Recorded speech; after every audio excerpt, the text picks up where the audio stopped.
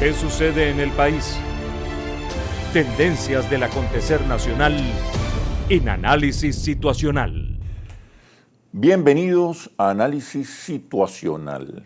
Hoy nos acompaña Miguel Ángel Pérez Pirela, doctor en Filosofía Política, con posgrados en la Universidad de la Sorbona en París y en la Universidad Gregoriana de Roma, escritor, profesor, investigador del Instituto de Estudios Avanzados, IDEA, creador y director del portal laiguana.tv, el primer portal de visitas en el país certificado por alexa.com.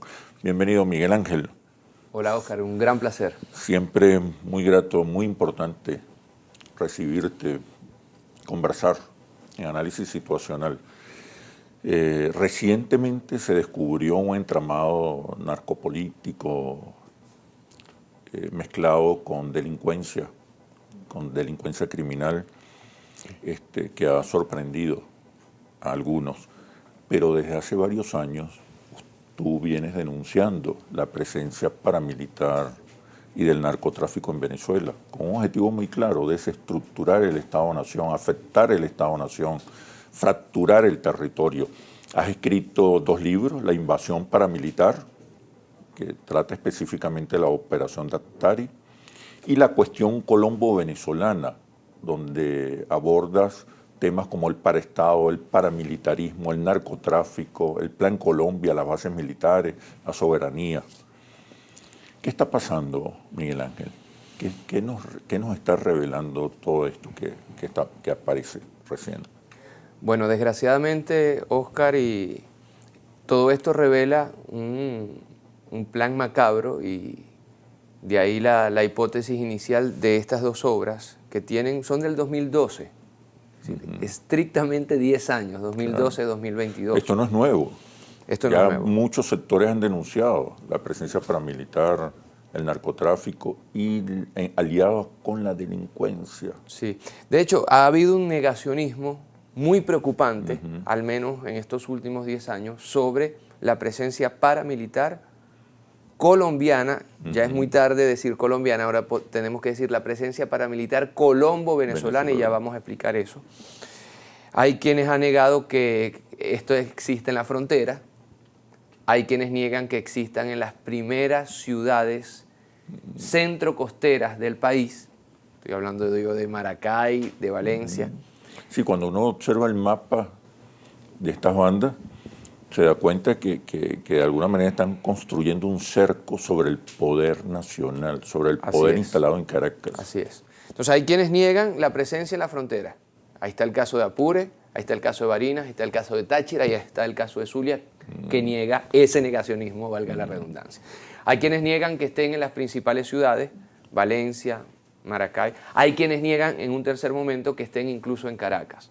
De hecho, este libro, La invasión paramilitar, Operación Daktari, que yo escribo junto con el gran intelectual venezolano Luis Brito García, hace 10 años, parte precisamente del descubrimiento en Caracas, en los alrededores de Caracas, en el Hatillo, en la Quinta Daktari, de más de 100 paramilitares, que además fue relativizado por la mediática hegemónica del momento, diciendo que eran paracachitos, burlándose. Sí. Bueno, nosotros, Luis Brito García y este servidor, accedimos a los archivos secretos de los servicios de inteligencia venezolanos, entre otros el SEBIN, y analizamos cajas y cajas con documentos, fotografías, modus operandi, videos, y reconstruimos cómo fue el traslado desde Colombia hasta Venezuela de más de 100 paramilitares. Entrenados, ¿no? Entrenados, no claro. Son muchachitos inexpertos, como y además, la mediática y además continuaron el entrenamiento dentro de la frontera venezolana, muy cerca de Caracas. Algunos de ellos, muy pocos, los trajeron engañados, pero la mayoría tenía, claro que sí, entrenamiento, y además con una estructura paramilitar, con jerarquía, con armas, con campos. Mercenarios. Claro, claro. Se descubre este caso, se relativiza y la cosa se calma. Finalmente el presidente Chávez termina dándole a Álvaro Uribe Vélez, en un gesto humanitario, a estos más de 100 paramilitares. Y a partir de ese momento Colombia, que no es Colombia, son los Estados Unidos quien está detrás, cambia el modus operandi, la metodología. Y comienza, y de ahí se deriva el segundo libro, la cuestión colombo-venezolana, donde escribe, bueno, también Luis Brito García, Iraida Vargas, Mario Sanós, es decir, gente de renombre, y desde el punto de vista del derecho, de la antropología, de la filosofía, nosotros empezamos a analizar cómo es el status quo de la cuestión colombo-venezolana, y estos dos libros de alguna forma comienzan entonces a advertir, insisto yo, hace 10 años, que el cambio de metodología por parte de Colombia, es decir, por parte de los Estados Unidos, pasa por una invasión silenciosa. Es decir, cuando nosotros pensamos en los Estados Unidos y en Colombia, casi que miramos al cielo esperando los F-16 o... No. La invasión que se está dando es de un nuevo tipo. Y es una invasión a cuentagotas que busca manchar, oído al tambor, el territorio nacional con bases, con manchas paramilitares. Uno podría pensar que esto está sucediendo solamente en Apure. Mientras tú y yo estamos hablando, está la Fuerza Armada Nacional Bolivariana cayéndose a plomo limpio con las TANCOL, es decir, con grupos paramilitares, con grupos guerrilleros o exguerrilleros, con grupos colombianos levantados en armas que ya están muy ligados, y es innegable esto, al negocio del narcotráfico. Entonces, ¿cuál es el meollo de la cuestión? El meollo de la cuestión, y tú lo dices al inicio de esta conversación, es desestructurar el Estado-Nación venezolano. Es decir, quien piense que se trata de delincuencia organizada únicamente, de AMPA o simplemente de narcotráfico, no. Estos son los efectos del plan inicial, que es acabar con el Estado-Nación. Y desde el punto de vista de la filosofía política, un Estado-Nación se define de 3 formas diferentes. Fronteras comunes. Pregunto, ¿se están vulnerando las fronteras? Claro que sí. ¿Hay presencia paramilitar, sea esta guerrilla, sea este paramilitarismo clásico de extrema derecha? En zonas como Perijá, la hay. En zonas como Barinas, la hay. Como Apure, la hay. Como Táchira, la hay. Como Zulia, la hay. Y es tanto así que en las últimas semanas hemos tenido reportes de la mismísima Fuerza Armada Nacional Bolivariana, que habla precisamente de enfrentamientos armados, porque esto es una guerra silenciosa en la frontera. Segundo elemento del Estado-Nación, Fuerza Armada Nacional. Es decir, armas comunes, Weber, monopolio legítimo de la violencia. Eso es lo que hace cualquier Estado. ¿Qué se está dando en este momento? Uno, el llamamiento de la Fuerza Armada Nacional Bolivariana. ¿Para qué? Y lo vimos en el caso de Cúcuta, en el intento de invasión. Algunos de los militares venezolanos se vuelvan paramilitares y se vaya con un paragobierno como el de Guaidó. Es decir, relativizando la estructura, las armas, segundo elemento del Estado. Fronteras, armas. Tercer elemento del Estado, cabeza común. En un sistema democrático, la cabeza común política de este país se llama Nicolás Maduro por elección popular. ¿Qué se ha hecho en relación a este tema? Colocar un presidente paralelo. Sí. Es decir, cuando tú comienzas a ver... instituciones paralelas, TSJ paralelos, ministerios paralelos, etcétera, etcétera. Es decir, cuando tú comienzas a adentrarte en la cuestión, te das cuenta de que no solamente se trata de la presencia, por ejemplo, de bandas como el Coqui, aquí en Caracas. Con garitas que tenían 360 grados de vista, con armas de guerra que apuntaban a Miraflores, y que termina entonces huyendo ¿hacia dónde? A Tejerías, es decir, atrás de la Cota 1000, toda la zona de Los Teques y más atrás Tejerías. ¿Cuál es la situación actual? ¿Cómo podemos hacer un diagnóstico? ¿Qué está pasando ahora? Pero me respondes, por favor, cuando regresemos a los comerciales. Ya venimos. ¿Qué sucede en el país? Tendencias del acontecer nacional en Análisis Situacional. ¿Qué sucede en el país? Tendencias del acontecer nacional en Análisis Situacional. Nos acompaña Miguel Ángel Pérez Pirela, doctor en Filosofía Política, director y fundador del portal laiguana.tv. ¿Cuál es la situación actual? Bueno, si hace 10 años, si me permites el libro, si hace 10 años nosotros estamos hablando de la invasión paramilitar con la operación Dactaria a través de la entrada de más de 100 paramilitares aquí muy cerca en el Hatillo, ya hoy, de paramilitares colombianos, ya hoy te podemos decir que hay un paramilitarismo venezolano, y es muy grave lo que yo estoy diciendo. Es muy grave lo que yo estoy diciendo. Pero cuando, aliado incluso con bandas criminales. Con bandas criminales y asesorado por el paramilitarismo colombiano. Y también ahora donde se involucran funcionarios, dirigentes, a eso políticos, vamos. locales. Correcto, dirigentes de cierta importancia. O sea, si hace 10 años la metodología era traer, imagínate la logística para traer más de 100 paramilitares aquí a Caracas, colombianos. Ya esto cambió. Esto fue una advertencia que nosotros hicimos hace 10 años. Ahora simplemente ya han tomado a paramilitares venezolanos porque el Coqui tiene que ser nombrado por lo que es o por lo que fue, un paramilitar venezolano. Entonces, ¿qué ha pasado ahí? Que al momento de Uriel Coqui, 10 años después, para responder a tu pregunta, ¿cuál es el status quo en este momento? Él se va para la zona de atrás, Los Teques, y la zona más atrás, que es Tejería, y se une con la Banda del Conejo. Cuando nosotros vamos a ver el proyecto desestabilizador y narcotraficante, nos damos cuenta que no se trataba solamente de una banda que tenía una vista de 360 grados sobre Caracas, sino de otra banda a la cual se une, cuyo proyecto es un corredor de narcotráfico y de desestabilización que comprende, querido Oscar, 5 estados venezolanos. Te estoy hablando de trincheras, te estoy hablando de garitas, te estoy hablando de armas de guerra, te estoy hablando de drogas, te estoy hablando de secuestro, te estoy hablando de extorsión, pero sobre todo te estoy hablando de un control geoterritorial, geoestratégico, un control del territorio nacional que nada más y nada menos que está tomando la columna vertebral de la República Bolivariana de Venezuela a través de estos estados. Un cerco. Rodea totalmente la... Completamente. A esto entonces se une, para responder a tu pregunta sobre el status quo, otro escándalo, y es el siguiente, que ya no solamente existe un paramilitarismo venezolano asesorado por Colombia, lo dijo el mismo presidente de la República. O sea, aquí hay asesores colombianos del paramilitarismo colombiano que están asesorando a estas bandas criminales, que son bandas paramilitares, porque su elemento teleológico, finalístico, su objetivo es convertirse en paraestados, es decir, manchas dentro del territorio, paramilitar y parapolítica. Porque al momento de llegar a un territorio, o sea, esta es la cota, o sea, Tejerías, lo primero que hacen es establecer un control social. Es decir, ellos colocan toques de queda, es decir, actúan como Estado, como paraestado. Ellos dicen a qué hora se va a acostar la gente. Ellos le ofrecen seguridad a la gente y matan, asesinan, ahuyentan otros malandros de la zona. Ellos te dan trabajo. Ellos incluso dan ayudas sociales. Y en algunos casos ellos han llegado a controlar el CLAP. Entonces, de pronto pasa lo que de alguna forma sucedió en Colombia en los 80, con Pablo Escobar y compañía, que se dieron cuenta que ellos no necesitaban tercerizar, es decir, pagar a los políticos para que avalaran con leyes o de cualquier otra forma o con influencia sus actividades. Ahora ellos se iban a convertir en políticos.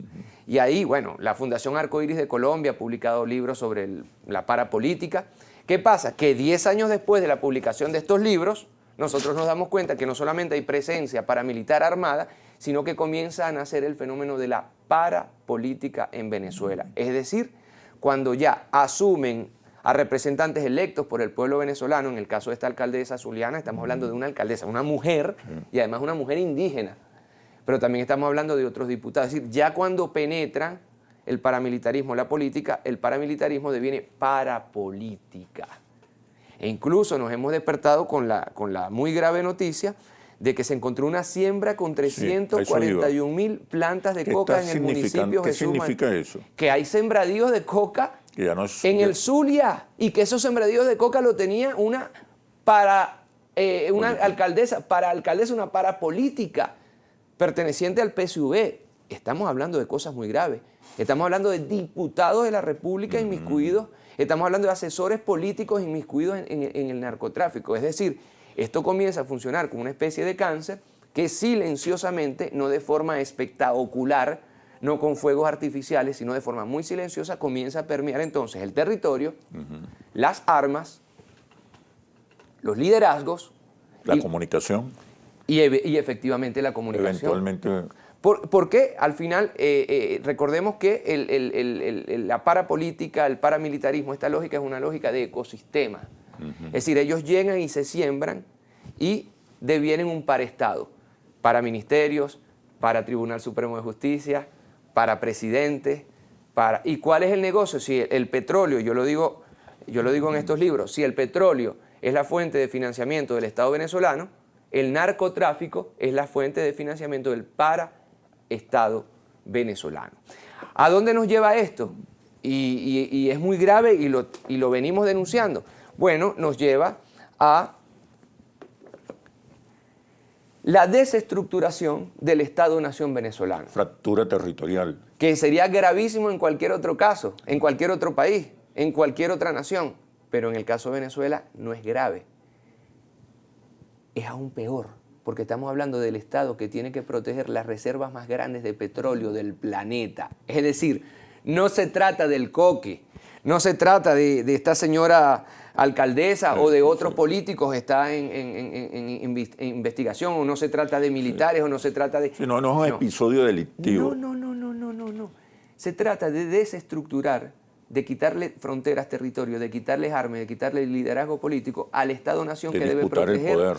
Al Estado-Nación que debe proteger las reservas más grandes de petróleo, una de las 5 más grandes de gas en el planeta, fuentes de mega biodiversidad, minerales preciosos de todo tipo, fuentes hídricas sin precedentes y la plataforma continental de Venezuela que se encuentra al norte de Sudamérica. Es decir, estamos hablando de la penetración y la desestructuración del Estado-Nación venezolana, con consecuencias apoteósicas para la geoestrategia mundial, con consecuencias catastróficas para la democracia venezolana, porque, y aquí cito a Luis Brito García, él dice: si hubo un 11 de abril, golpe de Estado Carbonestanga y la oligarquía venezolana, que fue repelida 12 de abril por el pueblo venezolano que salió a la calle y el 13 de abril exigió que le devolvieran a Chávez, el paramilitarismo, así como lo plantea Luis Brito García en este libro que escribimos juntos, lo que está buscando es que no haya 12 de abril. Es decir, que el próximo golpe de Estado, en la pata de los cerros, de donde baja la gente, al menos aquí en Caracas,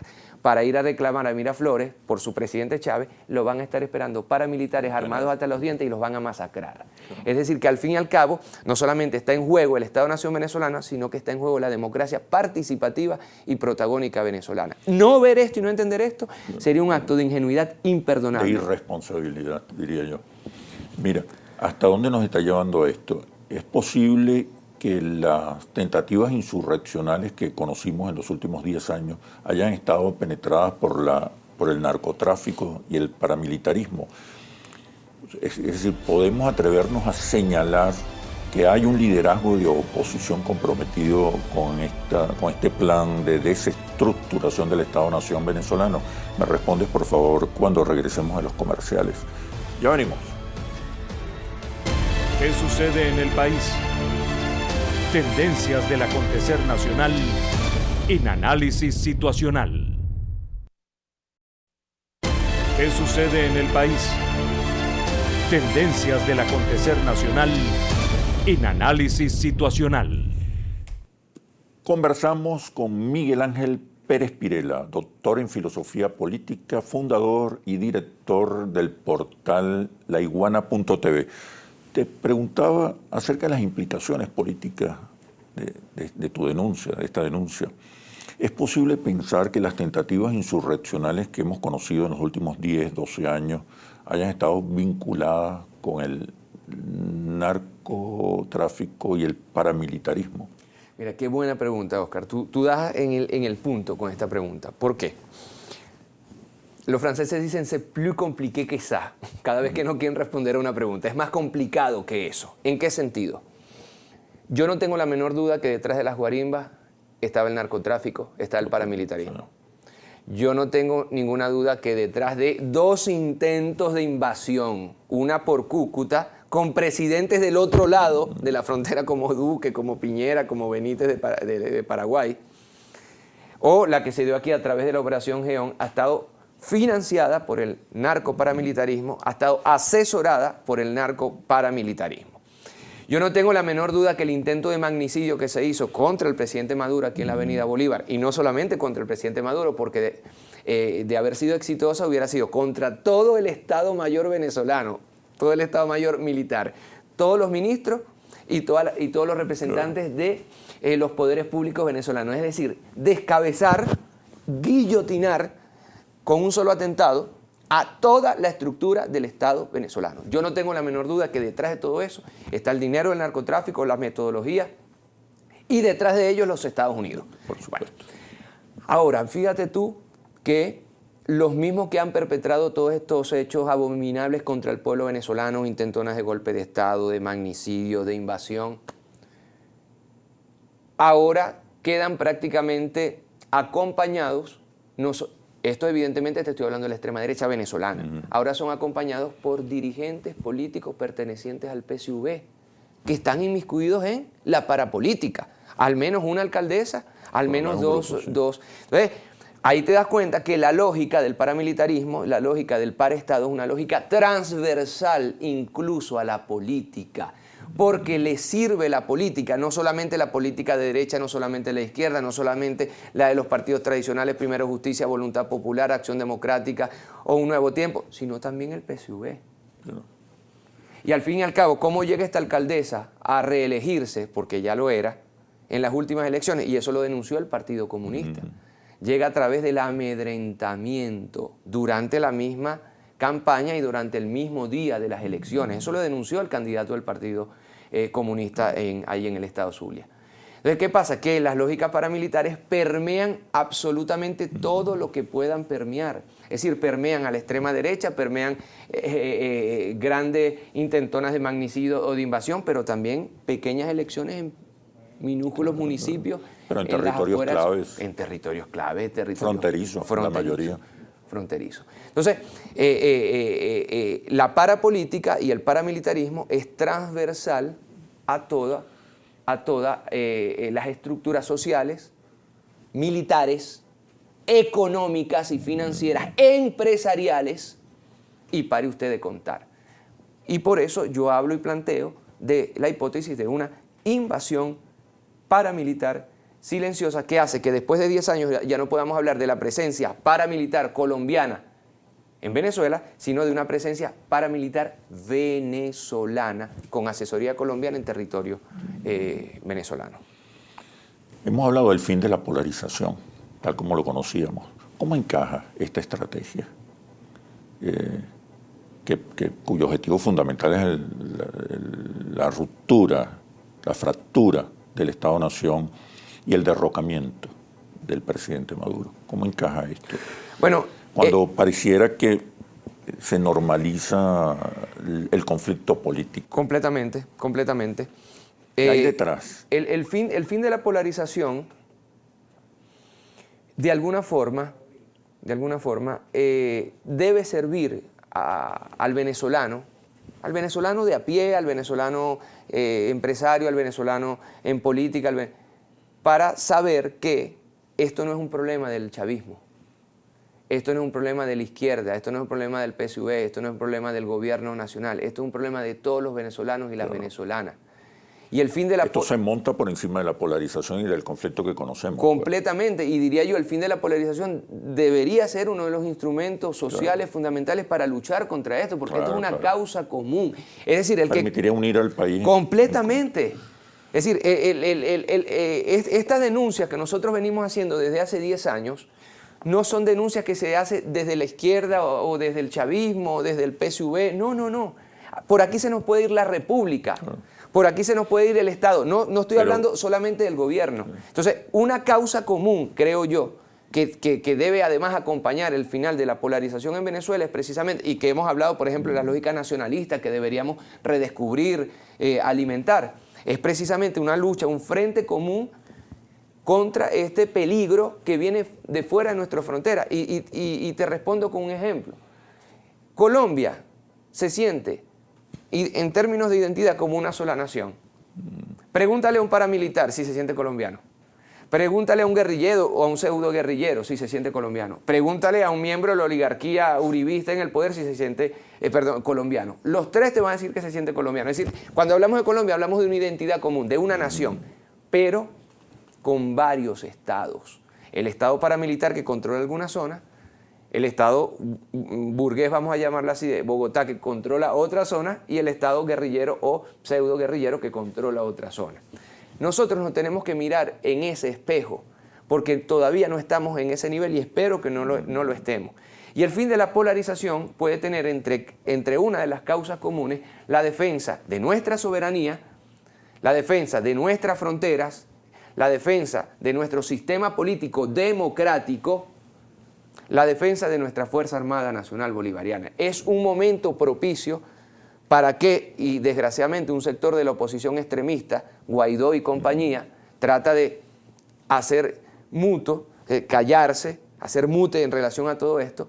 No. Todos los sectores de este país tienen que saber que aquí se está dando una invasión silenciosa, que en este momento nuestros soldados venezolanos, nuestros muchachos venezolanos, están cayéndose a tiros, por ejemplo en Apures contra la Tancol, que en este momento este sistema de invasión paramilitar pasa por la clase media, es decir, y aquí se denuncia,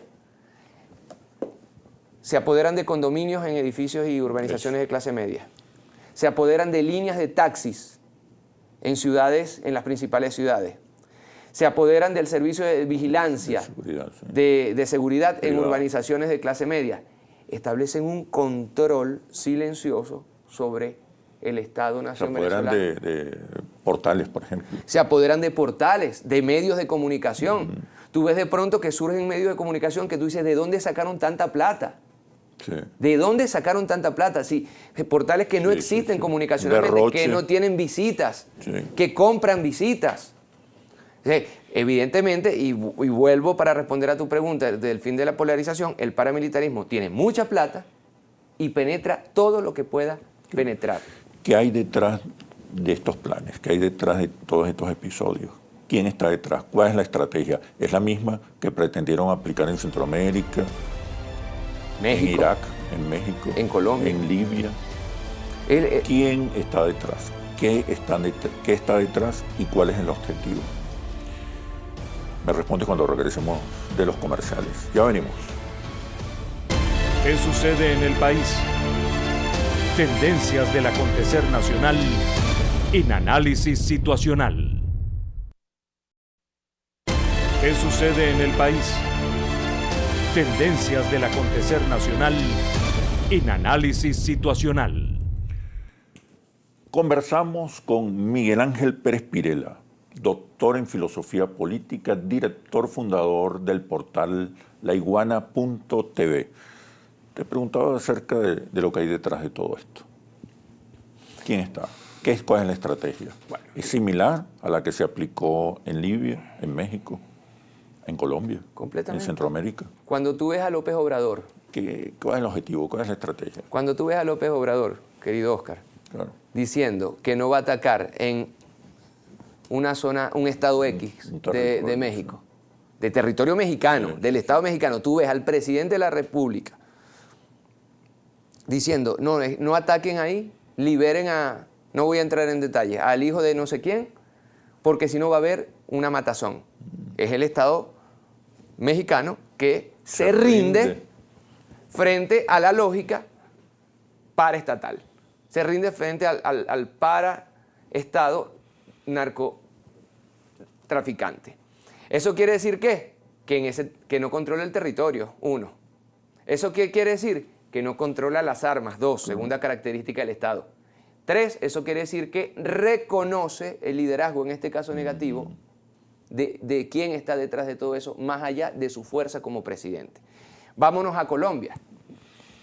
¿Qué pasó en Colombia? En estos días salió el señor Duque yendo a una zona X de Colombia, controlada por las fuerzas paramilitares, tratando de decir bravuconadas, tenemos el control, pero esas bravuconadas solamente tienen efecto en el 2.0, en las redes sociales. Porque mientras él estaba hablando, por esas mismas calles estaban, como forma de provocación, elementos paramilitares rondando las veredas con armas de guerra. Es decir, diciéndole, sobre este territorio tú no tienes beligerancia.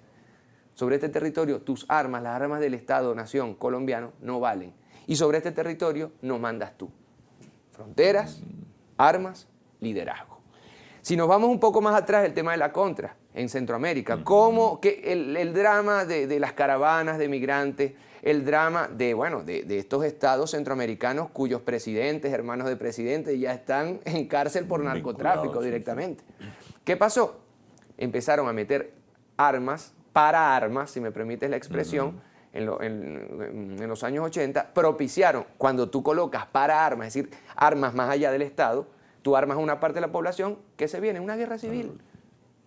¿Qué pasó con las guarimbas? Que no tenían la fuerza paramilitar para realmente caerse a plomo limpio con el Estado. En ese momento lo tenían. Pero cuando vemos el fenómeno del coqui, del conejo, etcétera, vemos que ellos sí tienen armas de guerra. ¿Qué pasó en Centroamérica? Propiciaron guerras civiles y terminaron desestructurando esos estados. Podríamos decir nosotros seriamente que muchos de los estados, bueno, hay estados que se rindieron como Costa Rica, que ya tienen fuerzas militares estadounidenses directamente. Pero realmente podemos decir que los estados-nación centroamericanos, muchos de ellos, la mayoría de ellos, son fuertes o son estados fallidos, o son estados débiles, o son paraestados, o son controlados por el narcotráfico. Por supuesto que sí. Por supuesto que sí. Tenemos que mirarnos en esos espejos de desestructuración de los estados para entender la estrategia silenciosa que se está. Lo que importa es el control sobre las riquezas a partir de la desestructuración del Estado. Sobre las riquezas, sobre el territorio, sobre la sociedad. En Miraflores. No les importa, no les importa. Efectivamente, si está Guaidó sería mucho más fácil para ellos, porque además me das pie a otra reflexión importante. Todo esto que nosotros venimos denunciando desde hace 10 años tiene que ver también, y yo lo planteo en ambos libros, con Leopoldo López. Ya nosotros veníamos viendo cómo Leopoldo López, alcalde en ese momento de un municipio minúsculo, estaba realizando viajes de ida y vuelta con su equipo más cercano a visitar a Uribe, en aquel momento presidente de Colombia. Todavía. ¿Y qué pasó en ese momento? Que él justificó esto como asesoría para la seguridad de Chacao, de un municipio minúsculo, hiperseguro, sobre todo en aquel momento. Y ya nosotros en ese momento empezamos a oler, empezamos a ver, ya es un hecho, que se estaba dando asesoría para la creación precisamente de estructuras paramilitares que se establecían a través de un puente entre el gobierno nacional colombiano, Álvaro Uribe, y el gobierno local, en este caso de Chacao, con Leopoldo López. Esa es una de las semillas de todo lo que vino después. La salida, la guarimba. Exactamente. Forman parte de esa estrategia. Que por no ser exitosa, se complejizó en la compra ahora de funcionarios públicos electos del chavismo por parte del narcoparamilitarismo, una mejor organización, a imagen y semejanza de lo que sucedió en Colombia. Si nosotros queremos ver los estados, los pasos y la metodología, veamos la realidad colombiana y tal cual está pasando en estos momentos. Hay dueños de medios de comunicación de derecha y de extrema derecha en Venezuela que tienen como base Colombia. Y deberíamos preguntarnos nosotros cuál es la vinculación de algunos dueños de portales web que están en Colombia y que siguen publicando aquí en Venezuela. Tendríamos que ver cómo, por ejemplo, llega Guaidó desde Venezuela por los caminos verdes a través de los rastrojos y termina llegando en helicóptero al Palacio de Nariño. ¿Cómo se hace eso? Tendríamos que ver cómo llega una alcaldesa indígena y unos diputados del PSUV o militares venezolanos a ser militares para políticos. ¿Cómo se llega a eso? Como tú ves, se va por la derecha, se va por la izquierda, se va por el mundo civil, se va por el mundo militar, se va por el mundo comunicacional, se va por el mundo comercial, se va por el mundo empresarial y lentamente va tejiendo una grandísima telaraña dentro del territorio venezolano a partir del cual el Estado queda neutralizado y todavía estamos a tiempo para que eso no suceda. Y eso no solamente se va a aplacar cayéndose a tiro, que es importante, la frontera contra los Tancol, desarticulando las bandas como las del Coqui, pero eso no basta. Porque aquí, si tú te vas a la frontera colombo-venezolana, la radio que se escucha es la colombiana. Sí. La moneda la televisión que se ve es la colombiana, la moneda que se usa es la colombiana. Y ya tú comienzas a ver eso en sectores también, en mercados populares de Maracaibo, segunda ciudad de Venezuela estratégica. Y ya tú comienzas a ver entonces que no se trata solamente de caerse a tiro, se trata solamente de establecer un control territorial de telecomunicaciones, incluso comercial en los mercados populares, para establecer criterios de soberanía, porque estamos hablando de estrategias complejas que no son solamente paramilitares, son parasociales, son parapolíticas, son paracomerciales, son paracomunicacionales, etcétera, etcétera, etcétera. Dices que estamos a tiempo, que el Estado venezolano, el país está a tiempo de contener esta amenaza. ¿Qué hacer? ¿Qué debe hacer? Me respondes cuando regresemos de los comerciales. Ya venimos. ¿Qué sucede en el país? Tendencias del acontecer nacional en análisis situacional. ¿Qué sucede en el país? Tendencias del acontecer nacional en análisis situacional. Nos acompaña Miguel Ángel Pérez Pirela, doctor en filosofía política, fundador y director del portal leiguana.tv. ¿Qué hacer? Estamos a tiempo, dices. ¿Qué hacer? ¿Qué debe hacer el Estado y qué debe hacer la sociedad venezolana para contener esta amenaza? Bueno, primero que todo, establecer control territorial. Desarticular las bandas se está haciendo, pero no basta con, ya no está el coqui. Esto va mucho más allá de una banda o de un personaje, por más mediático que pueda ser. No, señor. Es decir, aquí estamos hablando de una, insisto yo con la expresión, telaraña social, telaraña mediática, telaraña comercial, telaraña económica, telaraña política, que comienza entonces a tomar varios espacios. El control de las telecomunicaciones en la frontera. Si nosotros no podemos seguir permitiendo... permitiendo... de la cultura en la frontera. Es que claro, es la cultura, es el tejido social lo que está en juego. Se está haciendo muy poco. Cuando muy poco. La música que escuchas es el vallenato, claro, el noticiero que ves es Caracol, etcétera, etcétera. Tú estás estableciendo sobre el territorio venezolano una injerencia. Estás destruyendo la soberanía cultural, social, económica. Cuando tú pagas en pesos y una parte importante de la zona fronteriza, y no solamente tienen una economía basada en el peso, ahí tú no tienes soberanía. Ahí no existe el Estado venezolano. Así de sencillo. Y eso evidentemente permea algo tan delicado como la educación. Sí. El tema de la educación es fundamental y el tema de la cultura. Si nosotros tenemos que concebir la educación y la cultura no solamente como algo anecdótico, folclórico, un saludo a la bandera. No, no, ese es lo que teje precisamente nada más y nada menos que la identidad. Y esta penetración es un atentado también contra la identidad del venezolano. Y esto lo digo yo sin chauvinismo. Esto lo digo yo sin chauvinismo. Pero efectivamente se está creando una identidad paramilitar colombiana en muchos sectores, barrios populares de Caracas, que ya se sienten colombianos, sí. Barrios populares de Maracay, Valencia, por no hablarte yo de Maracaibo, de San Cristóbal, por no hablarte yo del estado Zulia y del estado Táchira. Entonces, ahí no se trata solamente de caerse a tiros con las Tancol, que es muy importante recuperar esos espacios, es muy importante recuperar espacios como en Perijá, en el estado Zulia. Es muy importante saber que agricultores venezolanos son extorsionados por paramilitares colombianos y en algunos casos paramilitares colombo-venezolanos.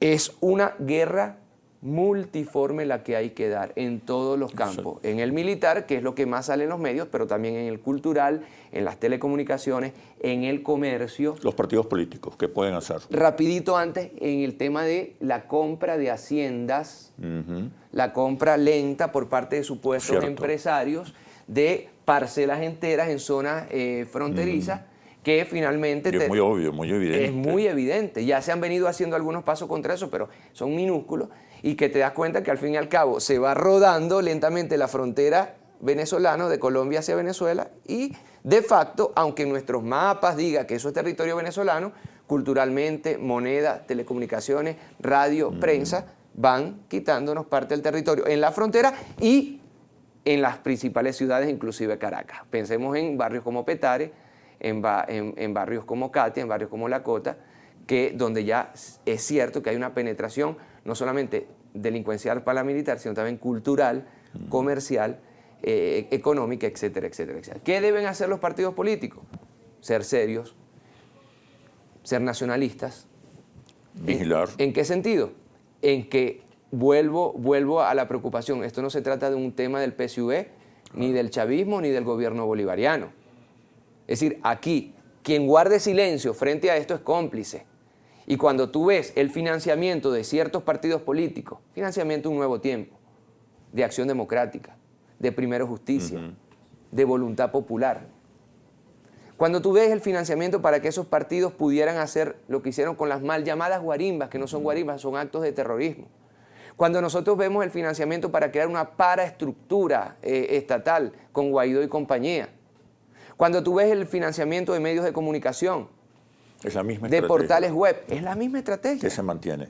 Es la misma estrategia que se mantiene. Independientemente del fin de la polarización y de la incorporación de sectores de la oposición a la normalidad democrática. Y cuando yo te digo hay una estrategia cuando yo digo que sean global, serios y nacionalistas, quiere decir que frente a este flagelo y a esta amenaza, insisto yo, no contra el gobierno, contra la república, contra el Estado venezolano, lo mínimo que pueden hacer absolutamente todos los partidos políticos es fijar una posición firme contra la parapolítica, contra el narcoparamilitarismo que ya ha penetrado a la derecha y la izquierda, a la oposición y al chavismo.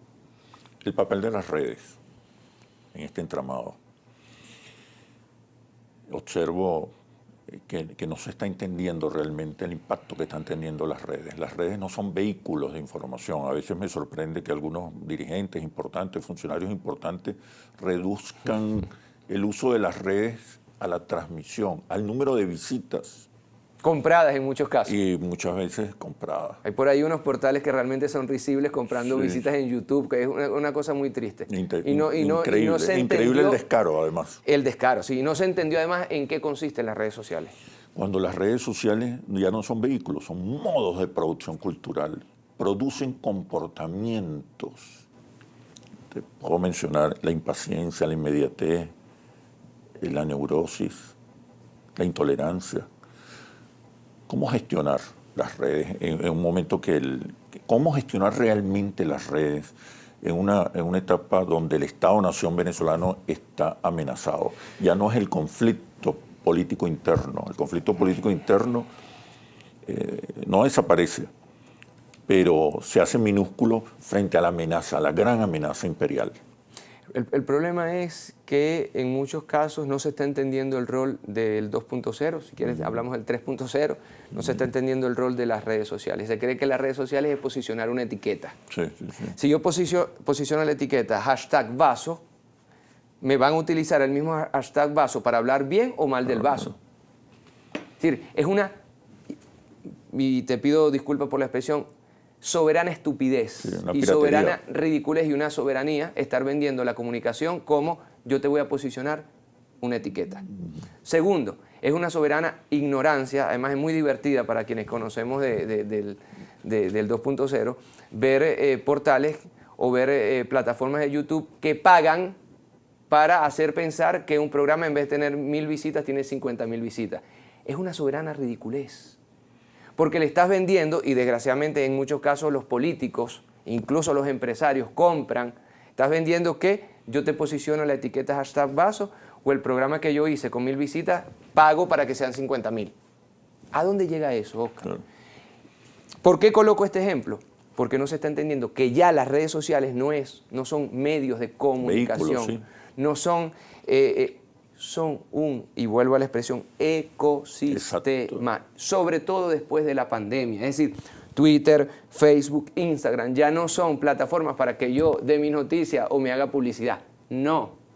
Toda una generación joven ya ve a esas redes sociales como su territorio de convivencia y de convivialidad, como el territorio del amor, como el territorio del odio, como el territorio del sexo, como el territorio del trabajo, como el territorio de la diversión. Es decir, las ciudades, y aquí entraríamos en otro tema que es el metaverso, de ahora en adelante los territorios ya no son solamente tangibles, físicos, son territorios virtuales. Y esto me lleva entonces a una conclusión para responder a tu pregunta. Yo posiciono #taza. Yo pago para que mi programa tenga 50.000 visitas cuando en realidad tengo 1000. Lo que se está tapando es lo fundamental, que la comunicación 2.0 es creación de contenido. Claro. Si tú no creas contenido serio, si tú no creas contenido... Y espacio para gestionar emociones. Estás simplemente vendiendo espejismos. Y créeme que el 2.0, el 3.0 está lleno de estafadores que al no ser capaz de crear un contenido... Y permíteme la expresión, nutritivo en términos psicológicos, espirituales, políticos, partidistas, económicos, hasta sexuales. Si tú no creas contenido, tú simplemente eres un estafador Sí. del 2.0. Se trata de fortalecer el Estado-Nación, es cierto, pero también hay que fortalecer la identidad nacional, que también está amenazada. Bueno, Miguel Ángel, muy grato tenerte por aquí. Extraordinario análisis situacional el que has hecho hoy. Muchísimas gracias, Óscar, y felicitaciones porque este es un lugar de creación de contenido. Bueno, muchísimas gracias. Un abrazo. Nos vemos en un próximo análisis situacional por Globovisión, el canal de la paz y la reconciliación. Hasta pronto.